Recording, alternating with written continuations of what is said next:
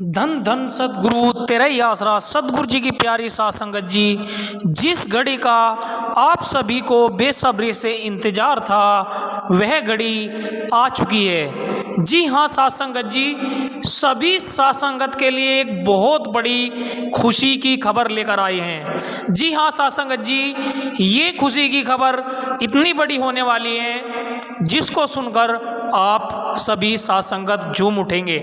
और झूम उठे भी क्यों ना, क्योंकि हम अपने सदगुरु से प्यार भी इतना क्यों करते हैं। जिससे इंसान किसी एक इंसान से प्यार करता है, उससे मिलने की चाहत में वह झूम उठता है। हमारे लिए तो हमारे सदगुरु डॉक्टर MS जी हमारे भगवान हैं, तो हमारे लिए यह खुशी की खबर क्यों नहीं है। जी हाँ साथ संगत जी, जो खुशी की खबर मैं आप सभी साथ संगत को सुनाने जा रहा हूँ, उसे सुनने से पहले आप सभी से हाथ जोड़कर विनती करना चाहता हूँ कि इस वीडियो को लाइक कर दे और थोड़ा टाइम इस वीडियो के लिए ज़रूर निकाल ले, क्योंकि इसमें मैं आपको इतनी बड़ी खुशी की खबर देने जा रहा हूँ जिसको सुनकर आप झूम उठेंगे।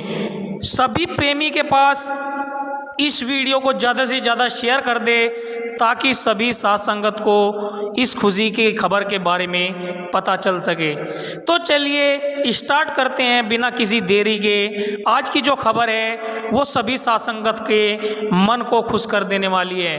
वीडियो को लाइक कर दे और इस चैनल पर अभी नया हैं तो इस चैनल को सब्सक्राइब भी कर ले, क्योंकि इस पर हर एक अपडेट हजूर पिताजी से संबंधित आपको मोटिवेट करने के लिए हर एक अपडेट टाइम टू टाइम डालते रहते हैं।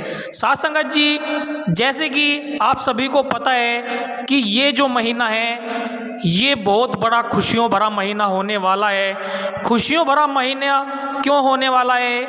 क्योंकि पिछले साल इस वक्त हजूर पिताजी सभी साथ संगत के बीच मौजूद थे, लेकिन इस साल हजूर पिताजी की जो कोर्ट में याचिका दर्ज की गई थी पैरोल से संबंधित, वो सुप्रीम कोर्ट ने खारिज कर दी थी। लेकिन मैं आपको बताना चाहता हूँ कि ये जो महीना पवित्र महीना क्यों माना जाता है, क्योंकि 25 मार्च को परम पिता शाश्वत नाम सिंह जी महाराज ने हमारे डॉक्टर MS जी को गुरु मंत्र नाम शब्द दिया था, जिस वजह से हजूर पिताजी ने पिछले साल इस महीने की भंडारे के रूप में शुभारंभ 25 मार्च को पूज्य गुरु जी ने गुरु मंत्र महीने के नाम से स्टार्ट किया था। तो सबसे पहले तो आप सभी साथ संगत को इस पवित्र अवतार महीना नहीं, गुरु मंत्र महीने की आप सभी साथ संगत को बहुत बहुत बधाई।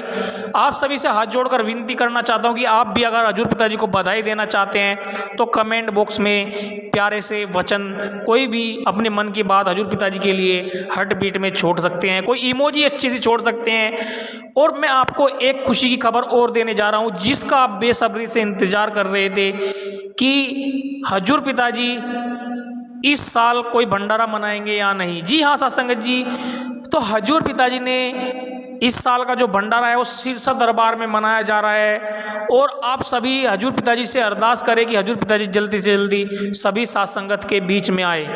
तो हाँ साथ संगत जी, ये बहुत बड़ी खुशी की खबर है। जैसे कि आप सभी को पता है कि 25 मार्च को हर साल, भाई देखो मेरी बात सुनो, पूरा साल का साल पिताजी ने ये वचन कर दिए थे कि जो पूरे साल में 12 महीने होते हैं, 12 के 12 महीने ही भंडारे के रूप में मनाया जाया करेंगे। लेकिन इस साल का जो इस महीने का जो भंडारा मनाया जा रहा है वो मनाया जा रहा है सिरसा आश्रम में, और उसकी जो टाइमिंग है ना वो 11 से 1 बजे की रखी गई है। तो साथ संगत जी, आप सभी ने ज़्यादा से ज़्यादा साथ संगत को वहाँ पर पहुँचना है और ज़्यादा से ज़्यादा वीडियो को इसको शेयर भी कर देना है, क्योंकि हजूर पिताजी के भंडारे की जो सेवा लगती है ना भाई साहब, वो जब कोई भी भंडारा कोई महीने की कोई सी भी तारीख को होता है ना, उसमें आपको बैठे बिठाए, घर बैठे बिठाए 1 महीने का सुमरन मिल जाता है। अब देख लो साथ संगत जी, हम काम धंधे में इतने ज़्यादा बिजी रहते हैं, हमसे 20 मिनट भी नहीं बैठा जाता। और हजूर पिताजी देखो, एक दिन के लिए आप अगर सिरसा दरबार में जाते हैं या कहीं पर भी भंडारा होता है वहाँ पर जाते हैं तो हजूर पिताजी के ये वचन है कि आपको बैठे बिठाए 1 महीने का सिमरन मिल जाता है। तो साथ संगत जी, कुछ साथ संगत के मन में ये ख्याल भी रहता है कि भाई हजूर पिताजी वचन तो कर देते हैं और वो जो सिमरन है वो हमें दिखता तो है नहीं, उसका फल हमें कैसे मिलता है। देखिए ये तो वही साथ संगत जानती है जो जिसको हजूर पिताजी से दिल लगी मोहब्बत है। और मैं आपको कुछ शब्दों में समझाने की कोशिश करता हूँ। अगर आप वीडियो को बिना स्किप किए वीडियो को लाइक कर लास्ट तक देखते हैं तो आपको ये बात समझ में आ जाएगी कि हजूर पिताजी के जो वचन है ना कि भाई आपको घर बैठे बैठे इतने दिन का सिमरन मिल गया। बहुत से साथ संगत ऐसी रहती है वो डाउट में रहती है कि हजूर पिताजी ने इतना सिमरन बता तो दिया कि सिमरन मिल गया, कहीं ऐसी फ्रॉडगिरी तो नहीं है। साथ संगत जी मैं आपको बता देता हूँ, ये जो मन में आपके डाउट रहता है ना ये ही आपको दुखी करता है। मैं आपको बता दूं, देखो एक कहावत के अनुसार एक कहानी है, उसके अनुसार मैं आपको समझाने की कोशिश करता हूं, जो आपके माइंड में बैठ जाए तो आपको कमेंट। तो साथ संगत जी मैं आपको समझाने की कोशिश करता हूं कि आपने अगर कृष्ण लीला देखी हो, कृष्ण लीला के लास्ट में जब भगवान श्री कृष्ण इस युग को छोड़ते हैं, यानी कि द्वापर युग को छोड़ते हैं, वो किस तरीके से इस युग को छोड़ते हैं। आपने देखा होगा कि भगवान श्री कृष्ण के पैर में जो है एक तीर आकर लगता है, वो लगता है धोखे से आकर। बताया जाता है कि एक कोई उसमें हिरन को तीर मार रहा था, वो गलती से आकर भगवान श्री कृष्ण के जो पैर में पदम होता है उसमें आकर लग जाता है। तो उसका एक रीजन ये था कि उनका जो कर्म था ना पिछले जन्म का, भगवान श्री राम के जन्म का, बताया जाता है कि भगवान श्री कृष्ण विष्णु के अवतार थे और उससे पहले श्री राम के अवतार में इस धरती पर आ चुके थे। तो देखो मेरी बात सुनो, जब उनके कर्म बने हुए तो खुद भगवान के अवतार थे, उनको अपने कर्म को भोगना पड़ा। उन्होंने पिछले जन्म में राम के अवतार में उन्होंने बाली का वध किया था धोखे से, ठीक है। उनके मतलब पीठ पीछे से वार किया था उनके, जहाँ मतलब बाली की निगाहों के सामने थे, पीठ पीछे कहना गलत होगा, लेकिन बाली के सामने से उन्होंने वार नहीं किया था, बाली से छुपकर बाली के ऊपर वार किया था। तो बताया जाता है कि उसका अगले जन्म में जैसे ही द्वापर युग आया तो बाली का जो जन्म हुआ था वो शिकारी के रूप में हुआ था। उसका नाम मेरे माइंड से निकल रहा है, लेकिन आपको समझाने के लिए इतना ही बहुत है कि भाई उसने अपने शिकार के लिए तीर चलाया, लेकिन वो जो तीर है भगवान श्री कृष्ण के पैरों में आकर लग गया था, पदम में आकर लग गया था। इस वजह से जो है भगवान श्री कृष्ण का वध हुआ था और उनका जो कर्म पिछले जन्म का था, श्री राम के जन्म का, वो पूरा हो चुका था। तो यानी कहने का मतलब है कि वो तो भुगतना पड़ेगा ही यहाँ पर। इसी तरीके से हमारे भी 84 लाख जूनिया हैं, उनके जो कर्म हैं वे हमको भुगतने पड़ेंगे और उसके बाद ही हमको एहसास होगा कि जो हमें हजूर पिताजी सिमरन बख्शते हैं 1 महीने का 1 साल का, हमारे ऊपर इतना कर्म कर रहे हैं कि सत्संग भंडारे में जाने से ही हमें घर बैठे बिठाए इतना सिमरन मिल जाता है। हमें सद्गुरु पिताजी का इतना ज़्यादा शुक्रिया अदा करना चाहिए जिसकी कोई तुलना भी नहीं, किसी भी माल से, किसी भी हीरे जवाहरात से तुलना नहीं की जा सकती। तो सासंगत जी इस तरीके की बातें हैं। अगर आप हजूर पिताजी के वचनों को ध्यान से सुनते हैं तो आपको इस बात का एहसास हो जाता है कि हमारे ऊपर सद्गुरु के कितने उपकार हैं। और देखो हमें इतना फल मिलता है, इतना फल मिलता है। नाम चर्चा में 7 दिन का फल मिलता है, एक जो हफ्ते की नाम चर्चा होती है उसमें 7 दिन का फल मिलता है, महीने की नाम चर्चा होती है उसमें भी देखो फल मिलता है, सेवा करते हैं उसका तुरंत नगद भुगतान होता है फल का। तो हमें इस वजह से पता नहीं चल पाता। और जो इस बात का एहसास करते हैं, जो देखो रेगुलर बेस पे काम कर रहे हैं ना, और उनके जो कर्म है वे धीरे धीरे कटकर उनके घर में खुशियाँ आ रही है, जो उनके बुरे कर्म है पिछले जन्म के। अब देखो इंसान की जूनी ऐसी होती है, इसमें उसे पता रहता है कि भाई हम क्या अच्छा कर रहे हैं क्या बुरा कर रहे हैं। अब देखो 84 लाख यूनियाँ है, उनका एक एक कर्म भी माना जाए तो तब भी 84 लाख कर्म बैठते हैं हमारे। अब देख लो आप, और देखो जने कितने कर्म किए होंगे हर योनि में हमने। तो इसलिए इंसान को अपने किंतु परंतु जब तक मन में रहेगा ना तब तक उसके झोली में कुछ नहीं डलने वाला। अपने सद्गुरु के प्रति अगर आप जाओ तो अपनी झोली खाली करके जाओ और सद्गुरु से हमेशा ये सद्गुरु को ही मांगो, क्योंकि अगर सद्गुरु से सद्गुरु को मांगते हैं ना तो वो क्या मालूम कितना फल बख्श दे आपको और कितने जन्मों के कर्म काट दे आपके। तो सत्संग जी इस तरीके से ये बात निकल के आती है। तो आप सभी ने देखो भंडारे पे जाना है, कहने का मतलब ये है ज़्यादा से ज़्यादा सत्संगत को जो है 25 मार्च के भंडारे पर जाना है और इसका लाभ उठाना है। हजूर पिताजी से ये भी अरदास करनी है कि आप जल्दी से जल्दी हमारे बीच में आ जाओ और सभी सत्संगत के बीच में रहकर हमें पिछले साल की तरह मोटिवेट गाइड करो। और हम तो उनको पिताजी तुमसे ये अरदास कर रहे हैं कि भाई आप परमानेंट आ जाओ। भाई आप सिमरन में भी बैठते हो ना, जो भी भाई बहन सिमरन में बैठता है, तो हजूर पिताजी से बस ये अरदास करने कि आप परमानेंट के लिए आ जाओ। जहाँ पे भी कमेंट बॉक्स में भी लिख दो भले ही, क्योंकि देखो आप जैसे भी तड़प कर उससे अरदास करते हैं ना, वो आपकी अरदास जरूर सुनता है। जितनी ज़्यादा तड़प कर अरदास करोगे वो उतनी जल्दी आपकी अरदास सुनेगा। जैसे भी रूप में जहाँ पे भी हो, जैसे भी हो, उसी तरीके से हजूर पिताजी को मांगो, तो वो आपके बीच में आपकी तड़प जरूर सुनेगा। और आपके जो कर्म है, जो 84 लाख योनियों के कर्म है, वो जल्दी से जल्दी कटेंगे और आपके जीवन में खुशहाली। और देखो सत्संगी जो भी वचनों पे पालन करता है ना, 90% चांस उनके घर में खुशहाली है, अगर वो नियम के अनुसार, जो हजूर पिताजी के नियम है कि भाई अच्छे ऐसे ऐसे सिमरन करना है, ऐसे वो करना है, सेवा करनी है। हालांकि हजूर पिताजी देखो ये भी बात बोलते हैं कि सबसे पहले अपनी फैमिली को देखो। हजूर पिताजी कभी किसी के लिए किसी को ज़बरदस्ती नहीं करते। अपनी फैमिली के बाद पहले अपने घर का भला करो, तब समाज का भला करो। ऐसा नहीं कोई ऐसा है कि अपने घर को नहीं देख रहा, बाहर वालों को देख रहा है। तो इस तरह की बहुत बातें निकल के आती है। तो आप सभी ने ज़्यादा से ज़्यादा सत्संगत को इस वीडियो को शेयर करनी है। और 25 फिर से एक बार कहना चाहता हूं कि जो 25 मार्च का भंडारा है, सभी सत्संगत के लिए उसके लिए बहुत बहुत बधाई। आप भी हजूर पिताजी को कमेंट बॉक्स में नारा लिखकर बधाई दे सकते हैं। और देखो भंडारे पे तो देखो सिरसा दरबार में करोड़ों की तादाद में सत्संगत पहुंचती है। तो ज़्यादा से ज़्यादा वीडियो को शेयर कर देना है आपको, और ज़्यादा से ज़्यादा सत्संगत को शेयर कर देना है, ताकि सभी सत्संगत को ये इंपॉर्टेंट न्यूज़ के बारे में, खबर के बारे में पता चल सके। हजूर पिताजी तो क्या मालूम सिरसा ही आए इस बार, ऐसा भी तो हो सकता है ना, क्योंकि अभी याचिका डाली गई थी और वो है सुप्रीम कोर्ट से अभी खारिज कर दी गई थी। लेकिन ऐसा तो है नहीं कि भाई खारिज ही होगी, वो ऐसे तो बहुत बार पहले भी खारिज हुई है। और कुछ सत्संगत उम्मीद छोड़ देती है कि हजूर पिताजी नहीं आएंगे। अगर आपको उम्मीद है तो वीडियो को लाइक करके कमेंट बॉक्स में जरूर बताइए। और पिताजी के ऊपर भरोसा है आपको, तो आपको वीडियो को लाइक करके बताना है कि पिताजी हाँ जल्दी हमारे बीच में आने वाले हैं। तो आप सभी को फिर से एक बार एडवांस में बधाई, लाखों लाखों करोड़ों करोड़ों बार ज़्यादा से ज़्यादा वीडियो को शेयर कर दे और सत्संगत को शेयर कर दे। क्योंकि देखो भगवान श्री कृष्ण, जब भगवान श्री राम ने कर्म के बिना बच पाए तो हम कैसे बच पाएंगे।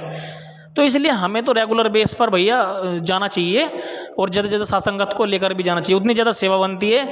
अगर आप किसी को लेकर जाते हैं तो एक नए जीव को नाम दान भी दिलवाते हैं। तो हजूर पिताजी के वचन है कि 100 गाय देने के बराबर आपको उसका फल मिलता है। यानी कि एक नए जीव को भी नए जीवों को भी लेकर जाना है। हालांकि हजूर पिताजी तो अभी यहाँ पे है नहीं, हजूर पिताजी जब आएंगे तभी नामदान देंगे। लेकिन इससे पहले आपको भाई जोड़ना तो है, घूमने के बहाने से ले जाओ वहाँ पे। अब घूमने के बहाने जाएगा, दोबारा जाएगा, जब हजूर पिताजी आ जाएंगे तब नामदान भी लेगा वो। तो आपको देखो 100 गाय दान देने के बराबर फल मिल जाता है। तो इस तरीके से बात में से बात निकल के आती है।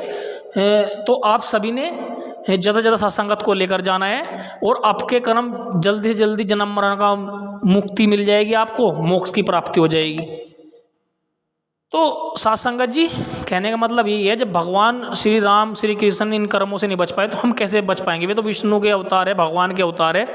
तो आपका जो आपको पता नहीं लगता कि भाई जो हजूर पिताजी कह रहे हैं कि 1 महीने का सिमरन मिल रहा है, वो आपके खाते में जुड़ रहा है। आपके जो कर्म है उनका बेस बन रहा है। जिस तरीके से एक इंसान 100 रुपये का उधार कर लिया, 100 रुपये का उधार करने के बाद 10 रुपये जमा कर दिए तो 90 रुपये रह गए। उसी तरीके से हमारे 84 लाख जन्मों के कर्म है, जितने भी कर्म है, 1 महीने का सिमरन जमा हो जाता है आपके खाते में, और वो फिर जो कर्म बचे हैं वे बच जाते हैं। अब ऐसे तुम रेगुलर बेस पर सिमरन, जिस तरीके से 100 रुपये है कि 10 रुपये दे दिए, 20 रुपये दे दिए, जब तक वो बराबर नहीं होगा, जीरो नहीं बैलेंस होगा, तब तक आपको इस बात का एहसास नहीं होगा। हालांकि हजूर पिताजी के इतने अच्छे वचन हैं, वे इतने खुश वचन बख्श देते हैं कि इंसान अगर उनके एहसानों का बदला चुकाना चाहे तो भी नहीं चुका सकता। तो चलिए स्टार्ट करते हैं। हजूर पिताजी कुछ इंपॉर्टेंट वचन आप सभी सत्संगत के लिए लेकर आए हैं। हजूर पिताजी ने सत्संग में बहुत बड़े वचन किए हैं, इनको आपको बड़े ही ध्यान सुनना और ज़्यादा से ज़्यादा सत्संगत को शेयर भी करना। चलिए स्टार्ट करते हैं हजूर पिताजी के आज के वचन। सत्संग ऐसी जगह, यहाँ अल्लाह वाहिगुरु गॉड खुदा रब के बारे में चर्चा होती हो, यहाँ यह पता चले कि नाम करोड़ों हैं पर वो ताकत एक है। उस एक को पाने का रास्ता मिले, जीते जी गम, दुख, दर्द, चिंता, बीमारियों से मुक्ति का रास्ता मिले और बदले में किसी तरह का कोई टैक्स अदा ना करना पड़े, उसी का नाम सच्ची रूहानी सत्संग है। वैसे तो आपको बहुत बार बताया, सत्संग यानी सच का साथ, पर सच ऐसा सच, सच था, सच है, सच रहेगा। हर चीज बदल जाती है। रोजाना सूर्य, नक्षत्र, ग्रह, चंद्रमा, धरती में परिवर्तन निश्चित है और वो परिवर्तन हो रहे हैं। किसी में परिवर्तन नहीं होता तो वो ओम हरि अल्लाह, गॉड, खुदा, रब है। उसमें कभी कोई परिवर्तन नहीं आता। उस अपरिवर्तनशील मालिक को, सदा सच रहने वाले मालिक को देखने के लिए इंसान के अंदर एक रास्ता है। किसी भी मंजिले मकसूद पे आपने जाना हो, उसके लिए रास्ते होते हैं। किसी शहर में जाना है, बस है, गाड़ी है, पैदल जा सकते हैं। दूर दराज जाना है तो ट्रेनें हैं, बसें हैं, जहाज हैं। तो उसी तरह एक बहुत दूर देश है जिसे अनामी निज धाम सतलोक कहते हैं। यहां वो मालिक अपने पूरे शबाब पे नूरे जलाल में रहता है। वहां तक जाने का रास्ता हर किसी के अंदर से जाता है, पर उस रास्ते पे चलने के लिए कौन सी बस, कौन सी ट्रेन, कौन सा जहाज होगा, कौन सी टिकट होगी, कौन होगा टिकट देने वाला, कौन होगा जहाज उड़ाने वाला, ये जानना अगर आप चाहते हैं तो सत्संग सुनिए। सत्संग में बताया जाता है कि उन रूहानी रास्तों का जो जहाज जाता है वो मालिक का नाम है, उसी का चप्पू है। गुरु, पीर, फकीर, कैप्टन एक गाइड के रूप में आपको बताते हैं और फिर नाम, या जिसका नाम है अल्लाह वाहिगुरु राम की गोद में बैठ के आप उस सफर को कब तय कर जाते हैं कुछ मालूम नहीं पड़ता, बल्कि नजारों से माला माल होते चले जाते हैं। तो सत्संग में वो टिकट दी जाती है जो उस जहाज पे चढ़ा दे, जो सीधा अनामी जाता है, और उस टिकट को कहते हैं गुरु मंत्र, नाम, कलमा, मेथड ऑफ मेडिटेशन। आपने उसका अभ्यास करना है, आपने उसका जाप करना है। और उसकी निशानी क्या है? अगर आप कंटिन्यू लगातार घंटा सुबह शाम 2-3 महीने लगातार उसका जाप करते हैं तो उसकी निशानी यह है कि आप जीते जी गम, दुख, दर्द, चिंताओं से मुक्ति हासिल करने लगेंगे। मरणोपरांत क्या होगा, जीते जी देख पाएंगे। जीता जी आप सुख से जीवन व्यतीत करेंगे और मरणोपरांत आवागमन से मुक्त हो जाएंगे। ऐसी है राम नाम, अल्लाह मालिक के नाम में ताकत, पर अगर आप जाप करेंगे तो पाएंगे। आपको बादाम दें, आपको घी, दूध, कितने भी मेवे मिष्ठान आपके सामने रख दें, आप खाएंगे नहीं, हजम कैसे होगा और पावर कहां से आएगी? सिर्फ सजदा करने से, धोख मारने से, माथा टेकने से तो वो बादाम या वो घी दूध की ताकत आप हासिल नहीं कर सकते। उसी तरह अल्लाह वाहिगुरु राम का नाम है, जब तक आप उसके नाम को खाते यानी अभ्यास नहीं करते, तब तक तमाम ताकतें आप पे जाहिर नहीं होंगी और आप कंगाल के कंगाल रह जाएंगे। जीते जी माला माल होना है। जिंदगी गुजर रही है और कुछ भरोसा नहीं होता। हर चीज की गारंटी बुनियाद होती है, पर जीवन की क्या बुनियाद।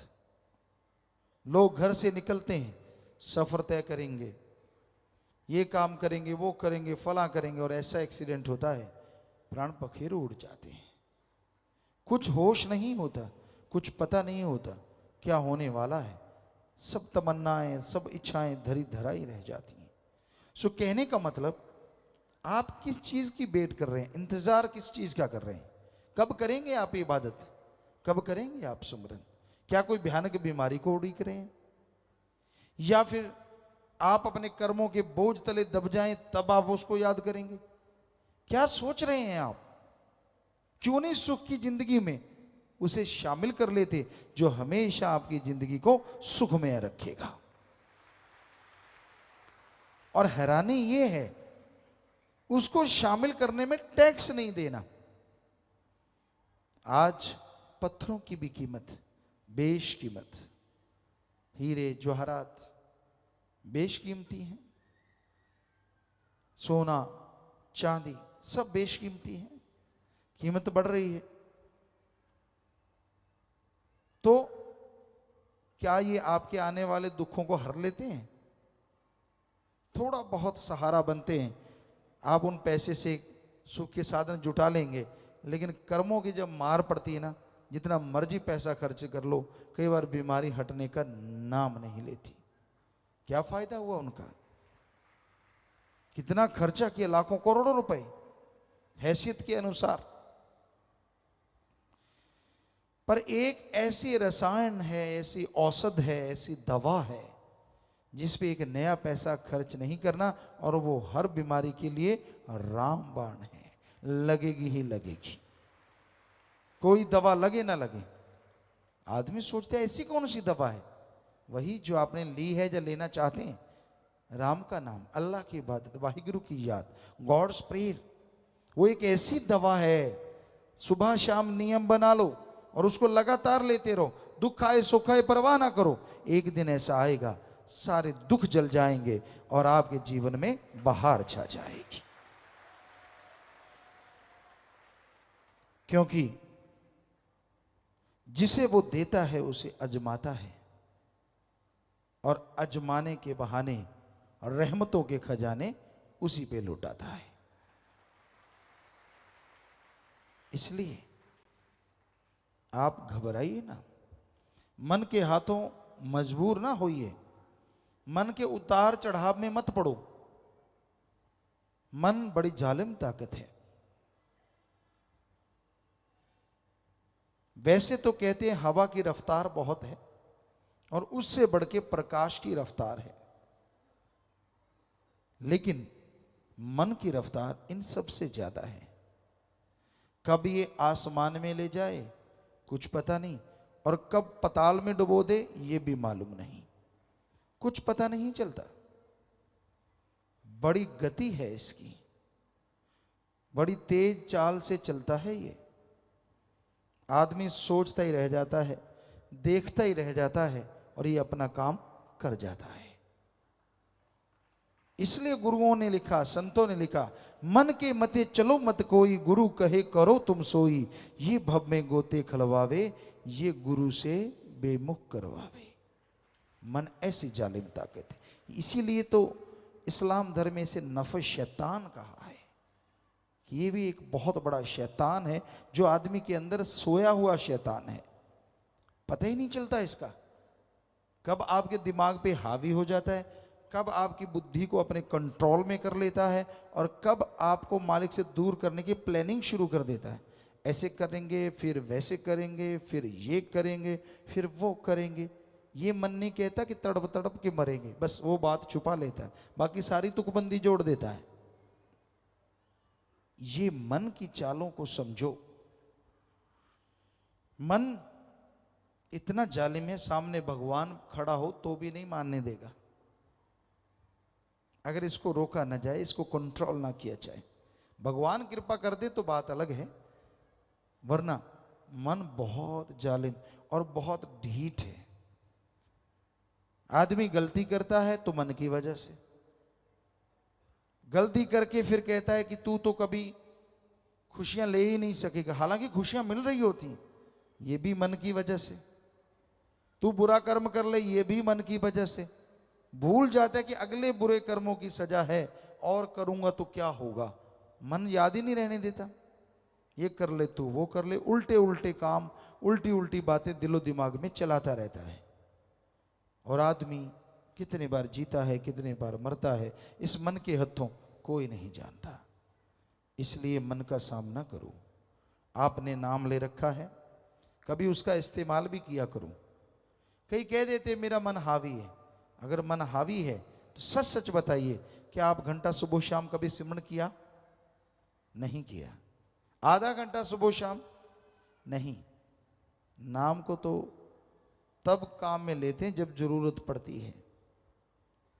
मौके का हथियार समझ रखा है, जरूरत पड़े तो निकाल लो, वरना दबा रहने दो, यहां दबा है।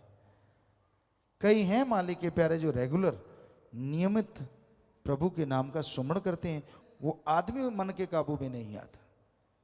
सुमरन में ऐसी शक्ति है, आने वाले भयानक कर्मों को काट देता। मेरे से होता नहीं, ये बात जब आदमी कहता है ना, बड़ा दुख भी लगता है और गुस्सा भी, और अजीब लगता है।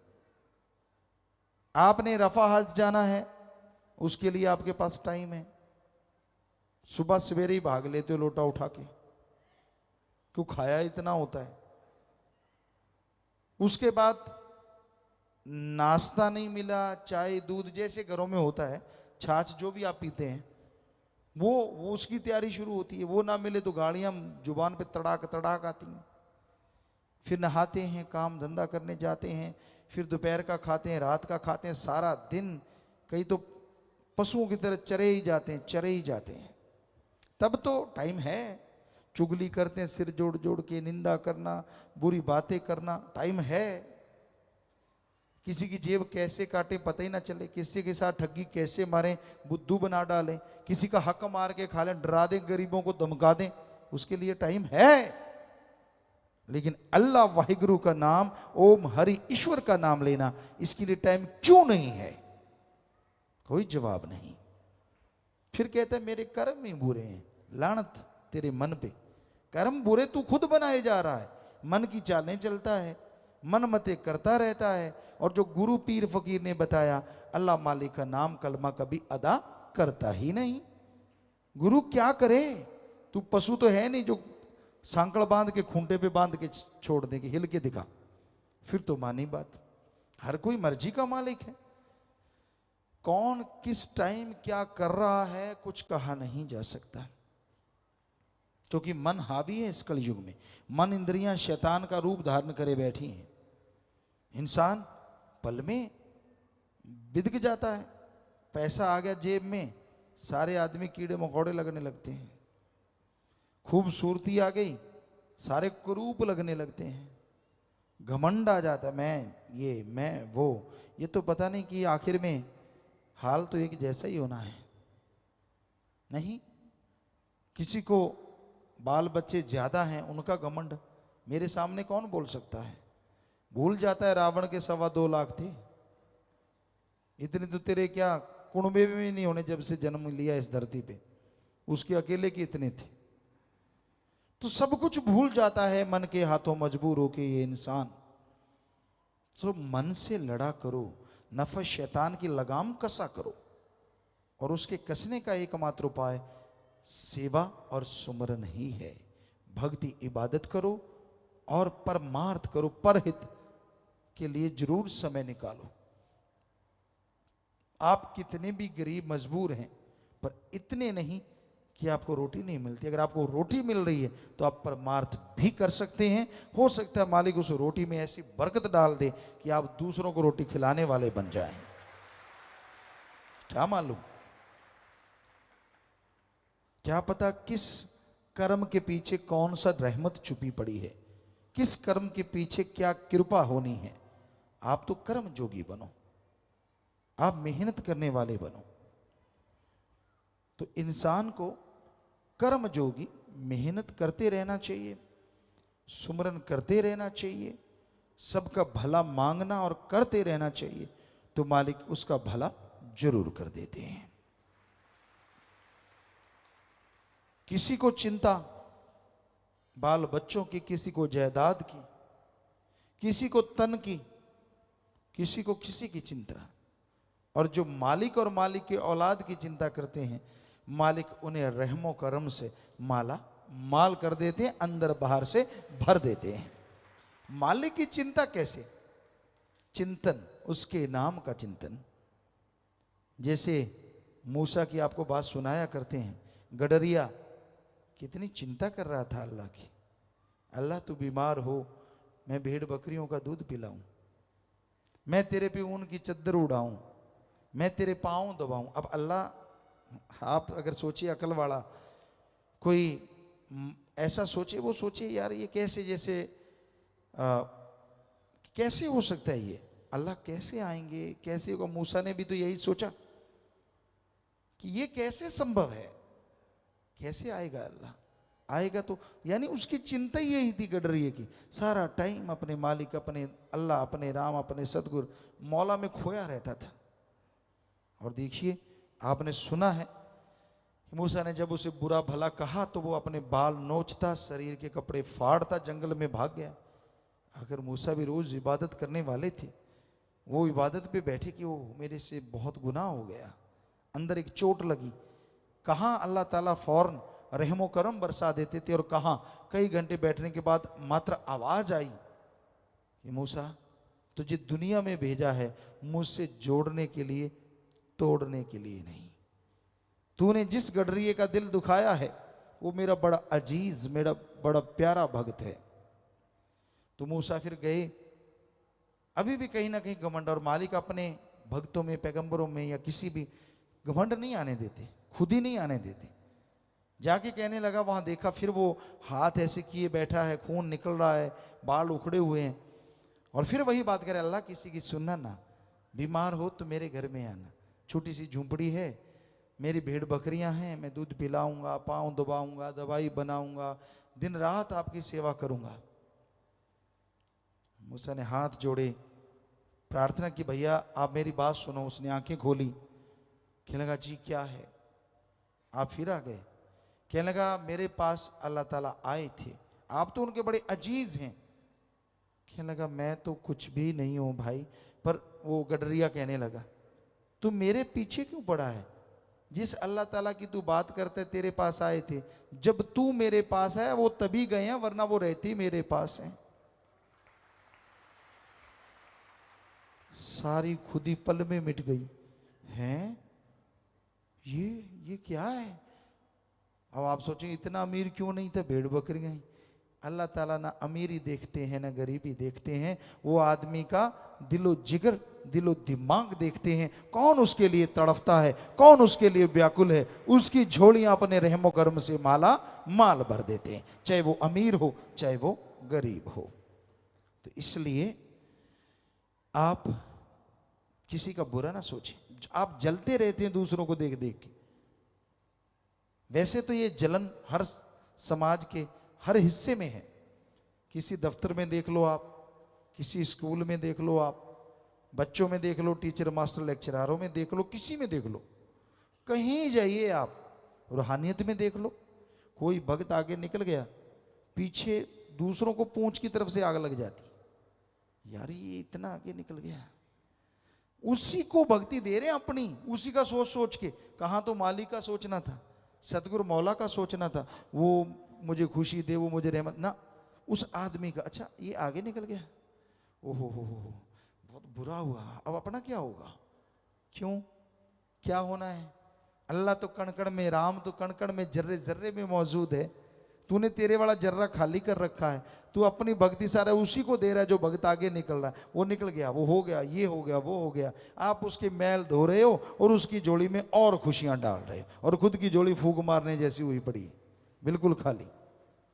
तो इसलिए रूहानियत के रास्ते में किसी को चलता देख के अगर वो रूहानियत में तरक्की करता है, मालिक की खुशियां हासिल करता है, तो शुक्र मनाओ कि वाह मालिक तू धन्य है, ये इसके ही काबिल था और मुझ पे रहमत कर, मैं भी तेरे काबिल बनूं, दैट्स ऑल। लेकिन इसका उल्टा चलता है, ये आगे निकल गया। कई कहते कल दी भूतनी से व्यचद, पंजाबी में एक कहावत कि कल ही जल के भूत बन के आया और पूरे शमशानों में कहता आधा शमशान भूमि मेरी। हम तो कब के पुराने भूत बैठे, बुरा ना मनाना, समझ गए होंगे आप। तो यहाँ रूहानियत में पुराने नए से कोई बात नहीं। अगर आपके अंदर घमंड है, मैं पुराना हूं, मैं ऐसे हूं, मैं वैसे हूं, तो घमंड पल्ले रह जाएगा।